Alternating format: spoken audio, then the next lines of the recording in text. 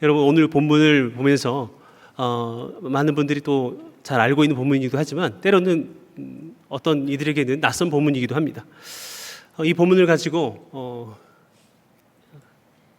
설교 제목 기억나시죠? 예, 깊이가 없으면 기피하게 된다. 그래서 깊이가 없으면 우리가 매 순간 기피하게 된다라는 제목을 가지고 함께 은혜를 나누고자 합니다. 이번 여름 휴가 때 읽었던 책들이 있습니다. 인문학 서적 중에서 지금도 베스트셀러인데 10위 안에 둘 다 있는 것 같아요. 두 책인데 경험의 멸종 그리고 편안함의 습격, 편안함의 습격이라는 이 두 책을 세트로 팔기에 제가 읽었는데요. 참 너무 재밌더라고요. 목회자로서 한 시대를, 지금의 시대를 살아가면서, 그리고 내가 살아가고 또 내가 목회를 하는 이 시대, 그리고 우리 성도님들이 살아내고 견뎌내야 하는 이 세상, 사랑하는 나의 자녀들이 이 세상을 또 견뎌내야 하는데 세상을 보면 볼수록 고뇌가 깊어집니다. 목회를 어떻게 해야 되나, 그리고 우리 자녀들을 어떻게 키워야 할까. 그래서인지 현재 시대의 아픔과 현상들을 잘 분석하는 그 두 책을 제가 거기에 눈길이 갔던 것 같습니다. 경험의 멸종이라는 책 표지에 이 부제가 나와 있는데요. 경험의 멸종, 부제. 기술이 경험을 대체하는 시대, 인간은 계속 인간일 수 있을까? 참 많은 미디어가 발달하고요. 특별히 요즘에는 AI가 대세죠. 그렇죠? 정말 예전과는 다르게 정확하고 빠르고, 그래서 어떤 면에서는 일자리가 줄어드는 거 아닐까? 인간만이 할 수 있는 그 무언가를 찾아야 살아남을 수 있다. 어떤 편리함과 동시에 두려움도 드는, 좀 무서울 정도로 이 AI의 기술이 날로 발전하고 있습니다. 물론 이런 도구들을 유용하게 쓰면 우리의 삶을 좀 더 편안하게 할 수 있겠지만, 이런 AI, SNS, 또 수많은 미디어 매체들이 폭발적으로 우리를 자극하고 도전하는 이 시대에 경험이 멸종되고 있다는 것입니다. 깊은 통찰과 감동을 위한 경험이 아니라, 경험은 하되 진짜 내가 이걸 통해서 성장하고 또 나의 삶을 관통하는 경험으로 삼고자 하는 차원에서 경험하는 게 아니라 업로드를 위한 경험, 그리고 거기에 따라서 얼마만큼 내가 조회수를 늘리고 또 좋아요를 받아야 할지, 그렇게 인정 욕구를 채우기 위한 경험이, 가짜 경험이, 그리고 우리를 건강하게 하지 않는, 불행하게 하는 경험들이 난무하는 시대, 진정한 경험이 멸종되고 있다라는 책입니다. 그리고 실제로 경험하지 않아도 너무나 편리하기 때문에 타인의 경험만으로도 마치 내가 경험을 한 것처럼 또 자신의 결핍이 채워지는, 착각에 빠지는 그런 시대를 그렇게 드러내고 있습니다. 저도 이제 살을 좀 빼려고 하는데 7월 달에 제가 설교할 때보다 좀 약간 갸름해지지 않았나요? 예, 좀 빠졌죠. 예. 러닝을 하려고 했는데 러닝을 위한 도구, 러닝을 위한 준비 영상 한 몇 시간을 봤던 것 같습니다. 근데 실제적으로 제가 하지 않았어요. 왜냐하면 열심히 뛰고 있는 그분들을 보면 마치 제 심박수가 올라가고 저도 땀이 나고 더워서 그러는 거지. 내가 진정으로 경험하지 않았는데 타인의 경험을 보면서 어느 정도 채워진 듯한 착각에 빠진, 그리고 이런 경험을 하나하나 해야 내 것이 되고 내가 성장하는데, 이 경험을 기피하는 이유가 무엇일까요? 왜 간접 경험으로 만족할까요? 불편하기 때문에, 그리고 지루하기 때문에. 그런 마음들 때문에 이 저자는 이 시대에 대한 경고를 하고 있습니다. 그리고 또 두 번째 책인 편안함의 습격이라는 책에서는요, 이건 좀 다른 장르인데 저자가 알래스카에 가서 술록 사냥을 합니다. 그래서 이제 그런 자기의 스토리와 함께 여러 가지 또 많은 통찰들을 담아낸 내용인데요. 비슷합니다. 이 편안함이 우리를 습격하고 있다. 부제는 이렇습니다. 편리와 효율, 멸군과 풍족의 시대가 우리에게서 앗아간 것들에 관하여.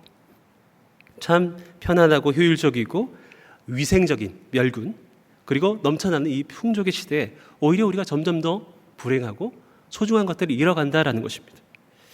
그래서 이 저자인 마이클 이스터는 이렇게 질문합니다. 당신은 편안함을 얻은 대가로 무엇을 잃었는가? 그렇습니다. 결국은 이런 경험의 멸종과 편안함의 습격으로 나타나는 것은 우리의 영적인 현상들은 회피인 것 같습니다. 기피증입니다.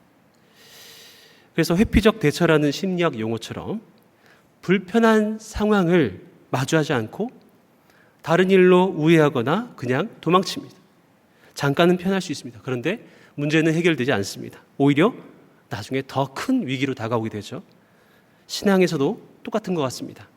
하나님께서 우리를 부르실 때, 부르심의 현장에서 그 부르심은 편리하지는 않습니다. 불편합니다. 근데 불편하기 때문에 내 사명이 뭔가 손해처럼 느껴지고 또 내가 뭔가를 아프고 또 당해야 되는, 손해본다는 그 마음 때문에 기피하고 또 멀리하게 됩니다. 회피하는 모습들이 나타나게 되는 것이죠. 근데 기억하십시오. 회피하면, 기피하면 깊이를 누릴 수가 없습니다. 깊음을 누릴 수가 없습니다. 기피하면 깊어지는 경험을 할 수 없습니다.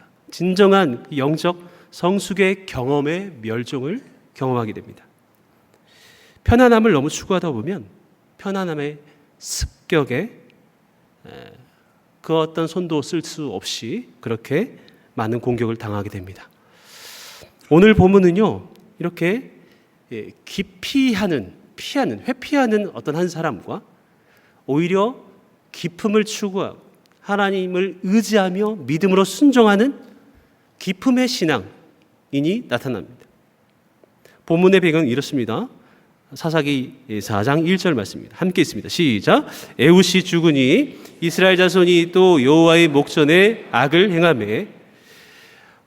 이스라엘 자손이 또다시 여호와의 목전에 악을 행했다라고 얘기합니다. 사사기 기자는요, 마치 이 앞장에 있는 3장 12절에 모압 왕 에글론과 에훗의 이야기를 시작하는 그 표현과 동일하게 시작합니다. 또다시 악을 행했다. 반복되는 이 비극의 역사를 강조하는 것이죠.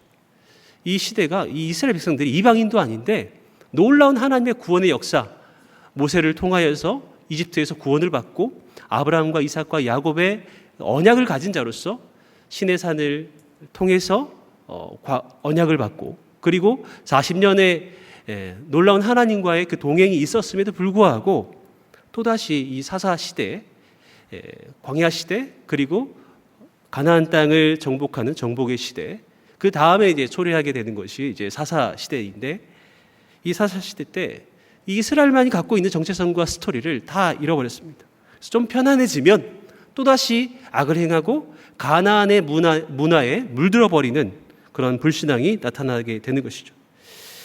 그래서 하나님께서는 채찍을 들어서 그들을 치십니다. 사랑하기 때문에 자녀들이 그릇 행할 때에 말로 안 통할 때는 때로는 아픔을 감수하면서도 자녀들을 훈계하죠. 채찍을 들 수밖에 없습니다. 그래서 하솔 지역을 다스리는 가나안 왕 야빈의 손에서 이스라엘을 치리하기 시작합니다. 이 야빈은요, 철병거 900대를 가지고 있는 왕입니다. 그래서 20년 동안 이스라엘을 압제합니다. 이 철병거 굉장히 무서운 전차입니다. 주로 이제 앞에 선봉에 서는 것이 아니라 이 철병거가 급습해서 결국에는 흩어지는 애들을 다 무찌르는, 흩어지고 그렇게 도망가는 적들을 쫓아가 죽이는 일에 쓰이는 그 전차가 바로 철병거입니다. 이 야빈은요, 지휘관 시스라를 통해서, 중요한 인물입니다. 시스라를 통해서 이스라엘을 지배합니다. 이 시스라는 야빈이 고용한 용병입니다. 어마어마한 그런 파워와 지략을 갖고 있었던 것 같아요. 그래서 이 야빈과 시스라에 의해서 고통당하고 있는 현장이 바로 오늘 본문의 배경입니다. 그런데 이 야빈이라는 그 이름의 뜻은요, 그가 이해하다, 그가 분별하다, 그가 지각하다, 잘 알고 있다라는 뜻입니다. 또 지혜의 사람, 지혜의 왕, 이런 뜻이죠. 그런데 야빈은요, 몰랐습니다. 자기가 그렇게 강력해서 이스라엘을 압제한 줄 알았지만 실제적으로는 하나님이 그를 사용하신 것이죠. 자신이 잘나서 이렇게 악행을 저지르고 있는데 어찌되건 이런 심한 억압 속에서 20년 동안 고통을 당하고 있는 이스라엘. 그래서 하나님께서는 드보라, 여자 사사 드보라를 통해서 그들을 구원하십니다. 드보라를 통해서 바락이라는 장수를 부르고요. 오늘 본문에 나타나는 첫 번째 인물은 바로 바락입니다. 바락은요, 이 드보라와 함께 많은 일들을 했는데 사실 이 드보라는 참 여자 사사이지만 굉장한 탁월한 영성과 지략과 또 하나님을 향한 경외의 마음이 있었던 사람입니다. 근데 이 전쟁에 있어서 야빈과의 전쟁에 있어서 바락과 함께 하고자 했던 그 마음이 있었습니다. 그리고 하나님께서 바락을 통해서 일하시고자 했어요. 그런데 바락이 좀 다른 태도를 보입니다. 사사기 4장, 오늘 본문 4장 6절에서 7절 함께 있습니다. 시작. 드보라가 사람을 보내어 아비노함의 아들 바락을 납달리 게데스에서 불러다가 그에게 이르되 이스라엘의 하나님 여호와께서 이같이 명령하지 아니하셨느냐. 너는 납달리 자손과 스불론 자손 10,000명을 거느리고 다볼산으로 가라. 내가 야빈의 군대 장관 시스라와 그의 병거들과 그의 무리를 기손 강으로 이끌어 내게 이르게 하고 그를 내 손에 넘겨주리라 하셨느니라. 무슨 뜻이에요? 일어나라 바락, 하나님께서 너에게 시스라와 적군을 붙이셨다. 하나님께 계시를 받고 약속을 받고 이 드보라가 바락을 콜링하는 겁니다. 얼마나 분명한 약속이고 놀라운 말씀입니까? 그리고 나를 사용하시겠다는 얼마나 영광스러운 장면이에요. 그런데 바락은요 8절에서 이렇게 얘기합니다. 함께 있습니다. 시작. 바락이 그에게 이르되 만일 당신이 나와 함께 가면 내가 가려니와 만일 당신이 나와 함께 가지 아니하면 나도 가지 아니하겠노라 하니. 결론적으로 당신이 안 가면 나도 안 갑니다. 뭔가 순종하는 것 같지만 조건부 순종이에요. 결국 불순종입니다. 왜 그랬을까요? 하나님 말씀보다 약속보다 뭔가 자기 감정과 생각이 더 우선되는 모습이었습니다. 이것이 바락의 신앙의 현주소였습니다. 바락은 도대체 왜 그랬을까요? 아마도 그의 내면은 이것 아니었겠습니까? 시스라의 군대 그리고 철병거 900대 어마어마한 숫자입니다. 그 당시 이 가나안 근동에서 이겨낼 대적이 없었습니다. 그런데 우리는 농부들밖에 없고 제대로 된 무기도 없고 싸워봤자 질 게 뻔하고 하나님이 함께 하신다고 그래도 봐 우리가 가진 게 하나도 없잖아. 눈앞의 현실이 더 크게 느껴지는 하나님의 임재보다 상황이 더 크게 느껴지는 그런 혼란스러운 내면을 갖고 있습니다. 바락의 마음이 바락의 마음으로만 그칩니까? 현재 우리의 정서도 그렇지 않을까요? 믿음이 있습니다. 하나님을 인정합니다. 하나님이 때로는 내게 말씀을 통해서 약속하십니다. 그런데 상황이 너무나 크게 보일 때 그래서 순종하기를 두려워하고 또 내가 그것을 실행하는데 기피하는 현상들이 나타납니다. 우리도 이 바락처럼 회피하고 기피할 때가 있습니다. 직장에서 진실을 말해야 되지만 그리고 정의를 지켜야 되겠지만 불이익이 두려워서 침묵하며 불의에 합리합니다. 관계 속에서 용서하고 품어야 되는 거 압니다. 그런데 체면이 두려워서 그것을 기피합니다. 교회에서 봉사하는 거 좋습니다. 헌신하고 싶습니다. 그런데 손해보는 게 많을 것 같습니다. 시간, 에너지, 물질. 내 삶이 불안정해집니다. 겨우 얻었던 그 안정과 이 모든 그 평온이 깨지는 그 두려움이 내게 찾아옵니다. 그리고 많이 피곤할 것 같습니다. 편안함이 깨질 것 같습니다. 그래서 이렇게 얘기하죠. 하나님, 다 좋은데요. 너무 두렵고 나중에 때가 되면 이것이 이제 바락의 신앙, 기피의 신앙입니다. 위험을, 리스크를 너무 두려워한다는 것이죠. 불편하고 두렵기에 도전하지 못하는 하나님의 실제적인 임재와 또 콜링이 있음에도 뛰어들지 못하는 이 바락. 자, 그래서 9절에서 뭐라고 하냐면 함께 했습니다. 시작.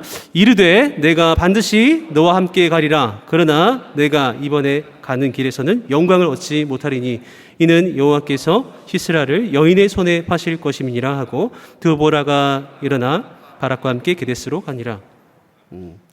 성경에서도 이 바락의 태도를 부정적으로 평가해요. 내가 두보라 자신이 바락 장군 당신과 함께 가겠다. 그런데 이번에는 당신은 영광을 얻지 못한다.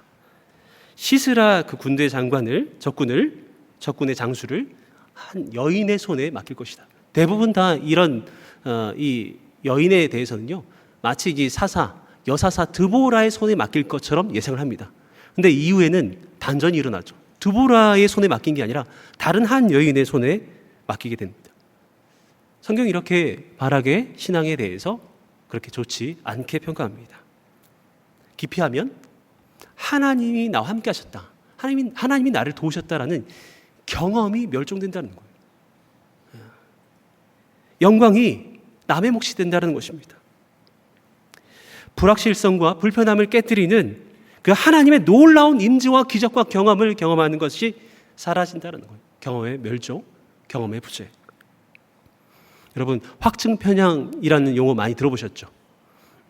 자신의 신념이나 기대에 부합하는 정보만 적극적으로 찾고 내가 보고 싶은 것만 보게 되는, 그래서 점점 더 인지적 편향이 일어나는 것을 확증편향이라고 말합니다. 그리고 담임 목사님께서도 자주 썼던 그 예화이죠. 그런데 이 합리적이고 바른 의사결정에 방해가 되는 또 하나의 편향이 있는데 그것이 바로 현상유지 편향입니다. 현상유지 편향은 현재 상태를 바꾸기보다 그대로 유지하려는 심리적인 경향을 얘기합니다. 변화를 시도했을 때 발생할 수 있는 후회를 두려워하는 심리. 그래서 도전을 못한다는 얘기죠. 하나님께 쓰임받는 영광을 누리지 못한다는 것입니다. 그래서 바락의 신앙은 정리하자면 기피의 신앙이었습니다. 기피하는 신앙.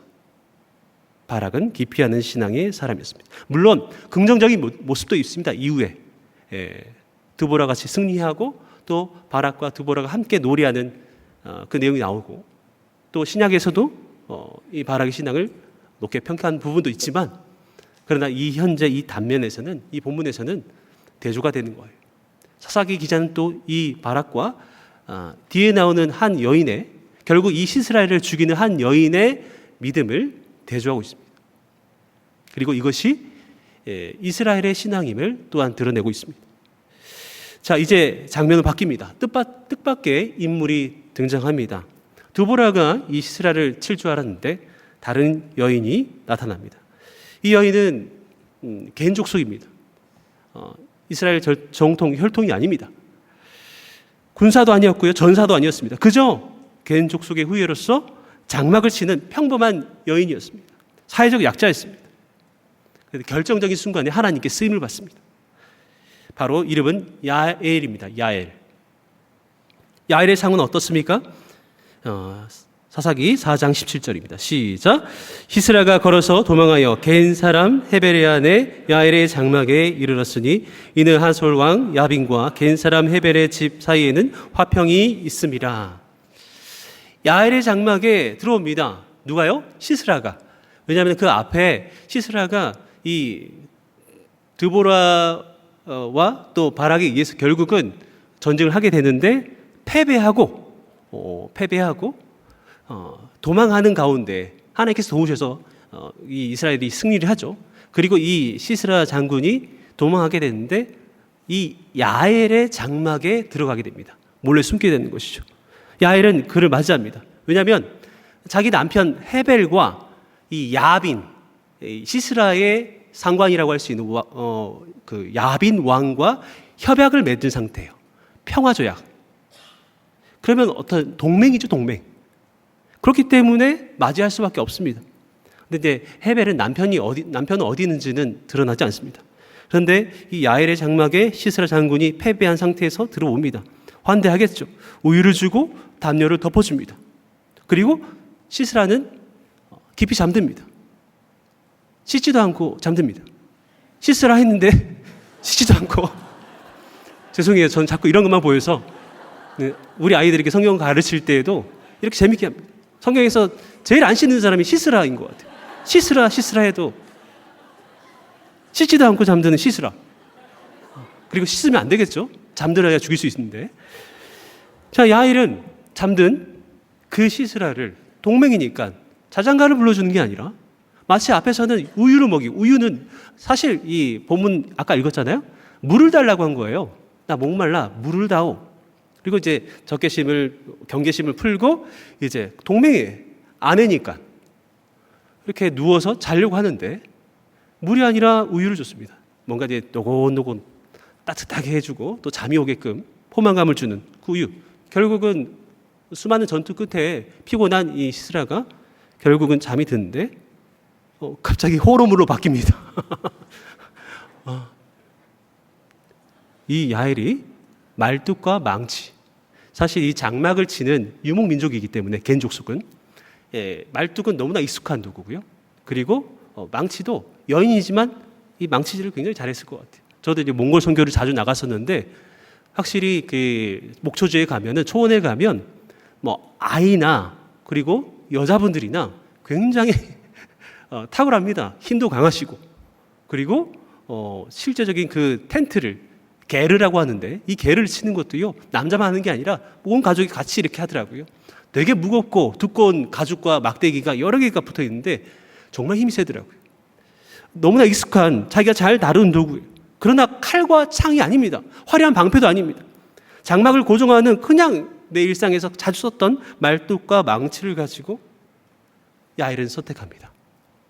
장막 속으로 들어갑니다. 시스라가 잠들어 있는 장막 속에 들어가서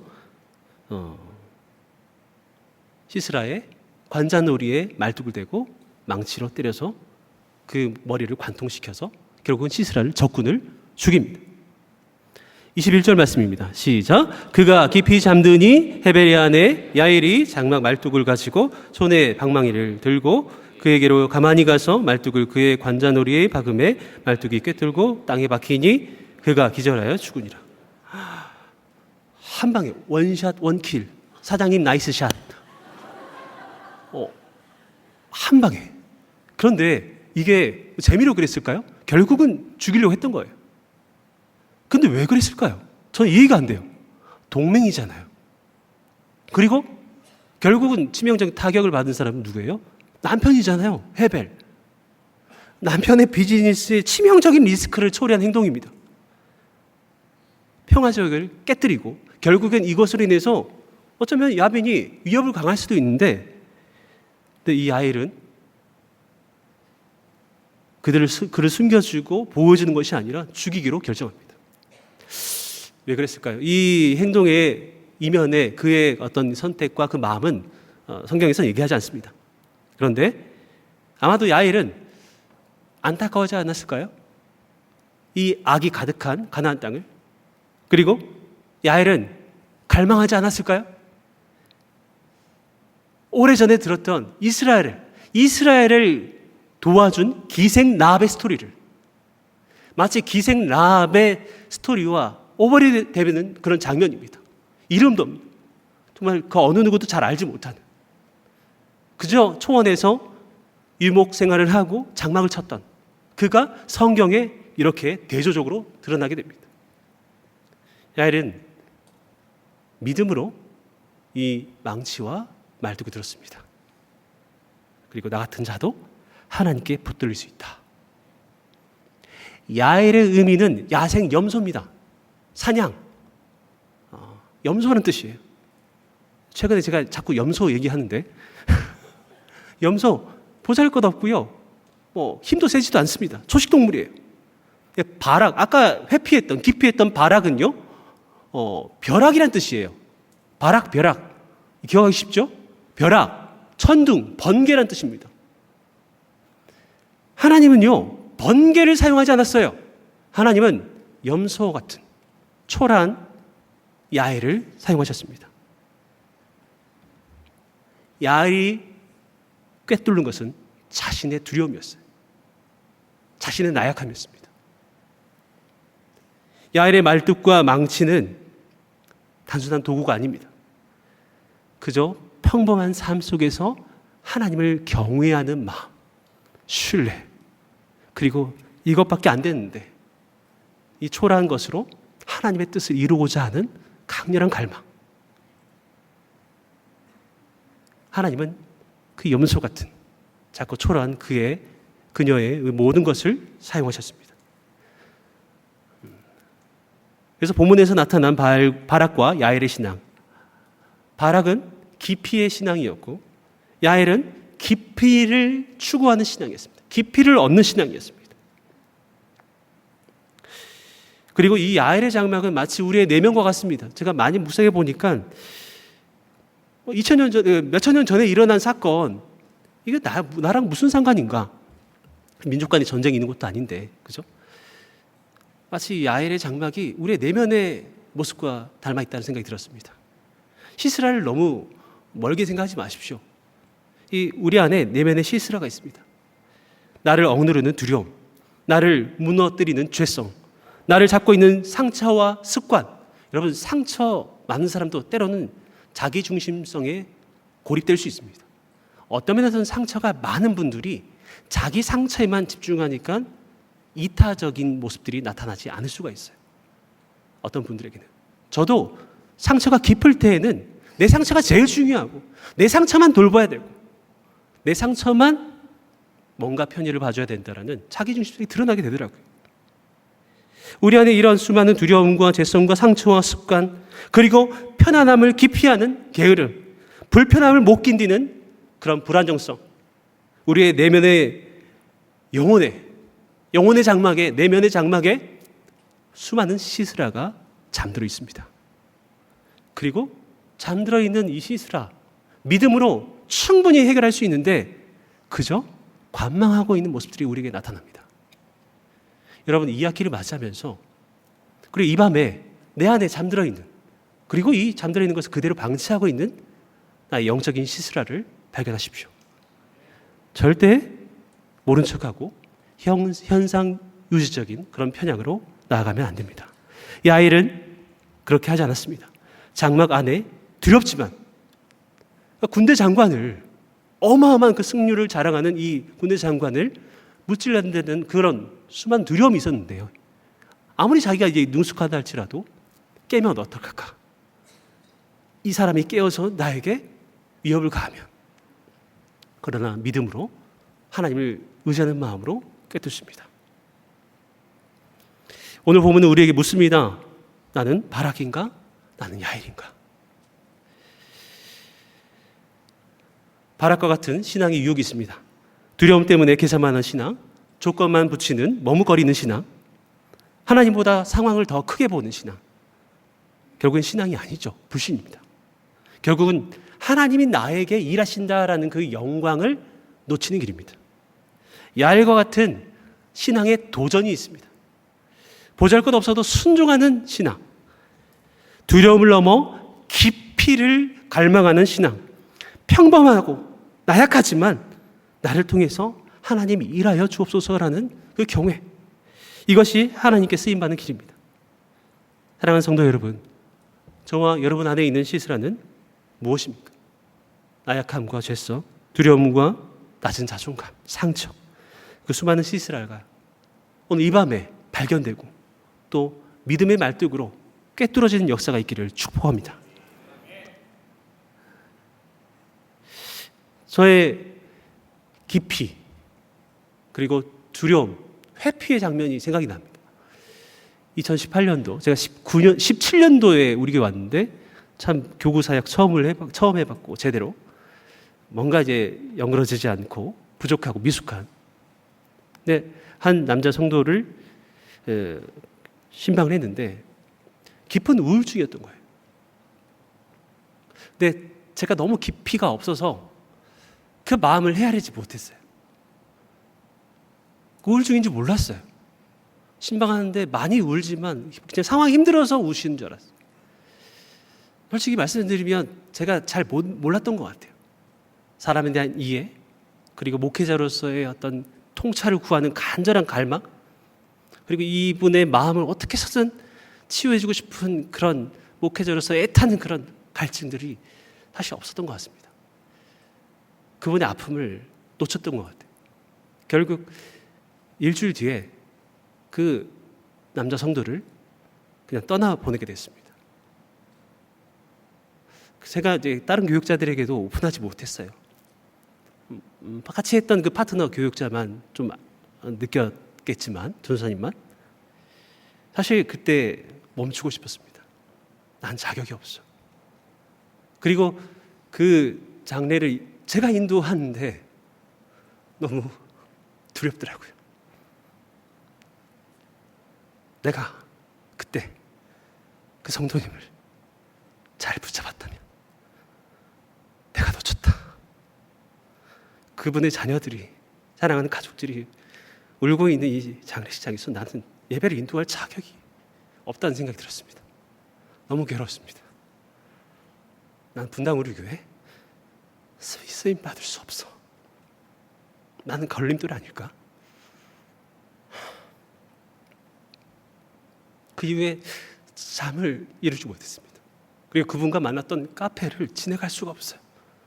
몇 개월 동안 너무 힘들었습니다.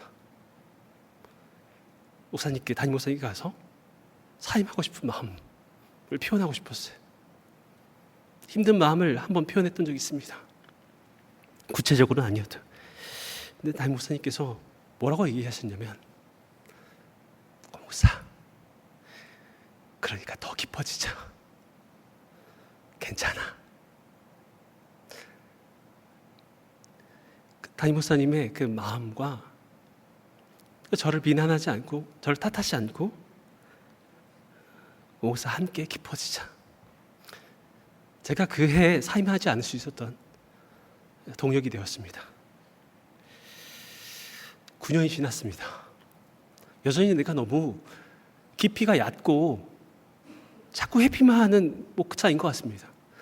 사실 그 책을 고른 것도 제 내면을 발견했기 때문에 편해지고 싶고 익숙해지고 싶고 변화를 도전하기엔 너무 힘들고 나약하고, 그런데 사실 이 말씀은, 오늘 말씀은 저에게 던지는 말씀입니다. 이 가을에 정말 깊어지고 싶습니다. 그리고 특별히 또 이 여름에 최근에 이 깊이 하지 않고 깊음을 갈망하는 성도들을 참 많이 만났습니다.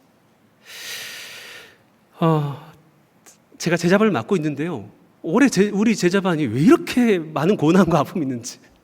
9년 동안 제자 훈련했지만은 이렇게 고난이 많은 제자반 처음이에요. 정말 아픔과 고난과 사고가 있습니다. 이전에는 그러지 않았거든요. 그런데 사랑하는 시아버님을 떠나보내고 하늘로, 천국으로, 그리고 2년 뒤에 사랑하는 친정 아빠를 떠나보내고, 사실 지금까지 제자 훈련하면서 장례 한 건도 거의 없었습니다. 근데 사랑하는 이들을 떠나보내는 아픔들을 우리 제자반이 유독 많이 겪었어요. 근데 이 제자반 집사님이 너무 아팠고 너무 힘들었다. 연이은 상실로 인해서.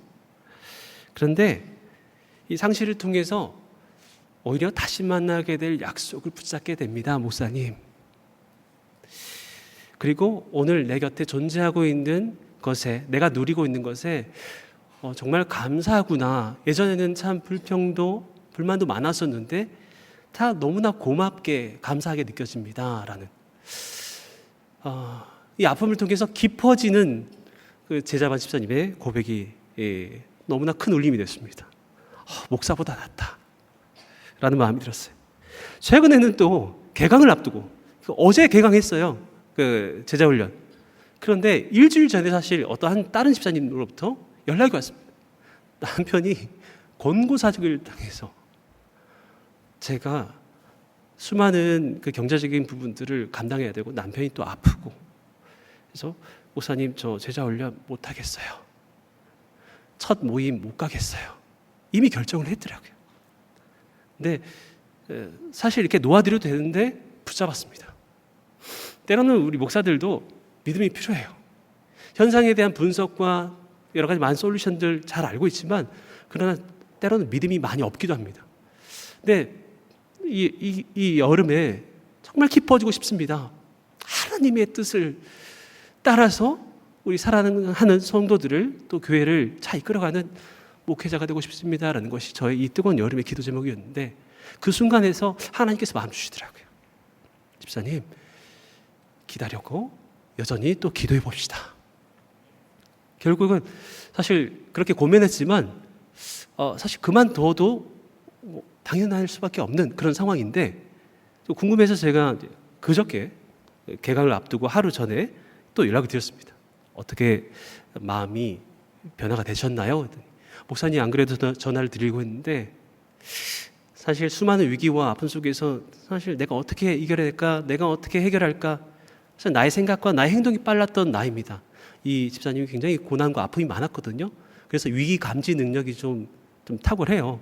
그래서 빨리 뭔가를 대응하려고 하는 그 센스가 있습니다. 그런데 목사님, 이번에는 제가 이 현상과 또 나의 계획을 너머로 일하시는 하나님을 보고 싶어요.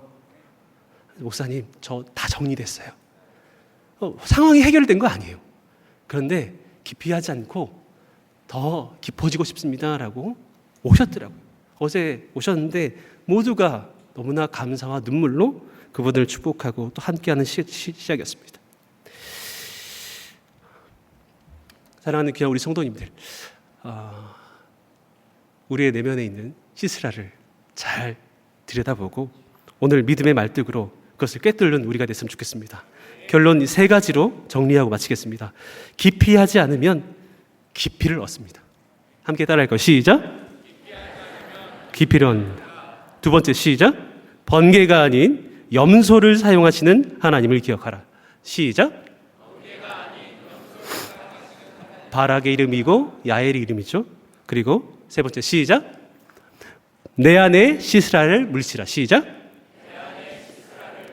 이 세 가지 결론을 마음에 새기면서 함께 뜨겁게 기도하는 시간이 되었으면 좋겠습니다.